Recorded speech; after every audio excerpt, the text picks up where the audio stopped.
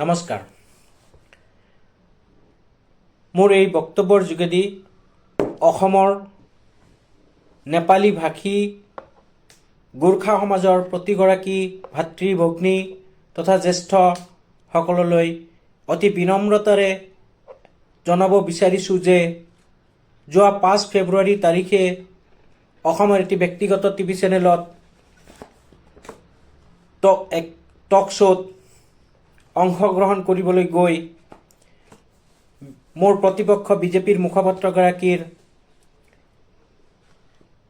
যি ইতিকিংসূচক মন্তব্য মোৰ প্ৰতি কৰিছিলে মিয়া বুলি, তাৰ প্ৰত্যুত্তৰ দিবলৈ গৈ আৱেগিকভাৱে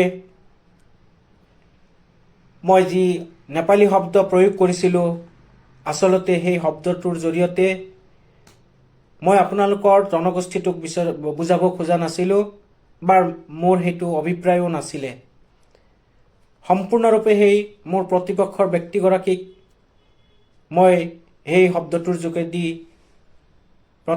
প্ৰত্যুত্তৰ দিছিলোঁ, যি শব্দত যাৰ জৰিয়তে অসমৰ সমূহ নেপালী ভাষী গোৰ্খা সমাজৰ অনুভূতিত আঘাত সানিছে বুলি মই অনুভৱ কৰিছোঁ আৰু অনুতপ্ত।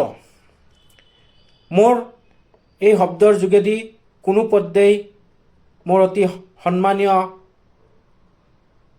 গোৰ্খা সমাজৰ প্ৰতি সেৱা মনোভাৱ প্ৰতিপন্ন কৰিব বিচৰা নাছিলোঁ বা এতিয়াও নাই।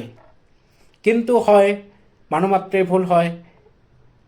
সেই শব্দৰ যোগেদি আপোনালোকৰ অনুভূতিত আঘাত সানিছে বুলি মই বাৰুকৈ অনুভৱ কৰিছোঁ আৰু এই ভিডিঅ'ৰ যোগেদি আপোনালোকক বিনম্ৰভাৱে আৰু অতি বিনয়েৰে সৈতে আপোনালোকৰ পৰা ক্ষমা বিচাৰিছোঁ আৰু আগলৈ যাতে এনেকুৱা ধৰণৰ কোনো জাতি জনগোষ্ঠীৰ প্ৰতি সেৱা প্ৰতিপন্ন হ'ব পৰা কোনো শব্দ মোৰ মুখেদি নোলায়, তাৰ কাৰণে আপোনালোকৰ পৰা আশীৰ্বাদ বিচাৰিছোঁ।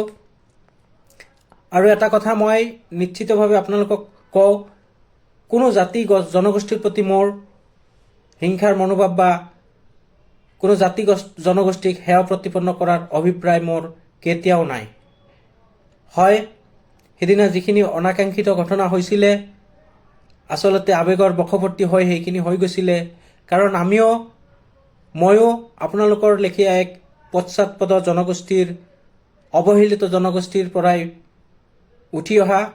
বহু সময়ত আমিও আৱেগিক হৈ পৰোঁ আৰু যিটো আৱেগৰ বশৱৰ্তী মই হৈ সেই শব্দটো প্ৰয়োগ কৰিছিলোঁ, আচলতে আপোনালোকৰ জনগোষ্ঠীৰ প্ৰতি কোনো মনোভাৱ পোষণ কৰা নাছিলোঁ।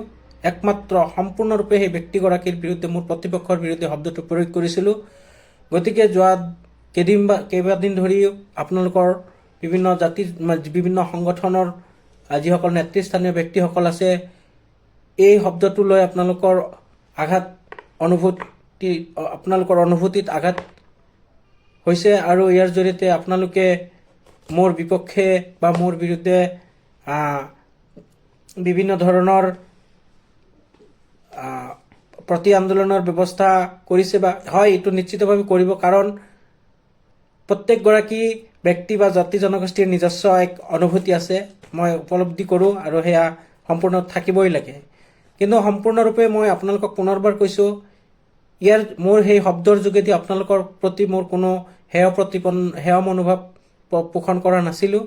সেয়া সম্পূৰ্ণৰূপে সেই নিৰ্দিষ্ট ব্যক্তিগৰাকীৰ প্ৰতি আছিলে। গতিকে মই পুনৰবাৰ আপোনালোকক প্ৰাৰ্থনা কৰিছোঁ আৰু ক্ষমা বিচাৰিছোঁ যে এই শব্দখিনি আপোনালোকৰ নিজৰ ভাতৃ আৰু ভাই ভতিজা হিচাপে মোক ক্ষমা কৰিব আৰু আগলৈ যাতে আপোনালোকৰ লগত সমিল মিলেৰে চলিব পাৰোঁ, এইখিনি মই ক'ব বিচাৰিছোঁ। ধন্যবাদ, নমস্কাৰ, জয় হিন্দ।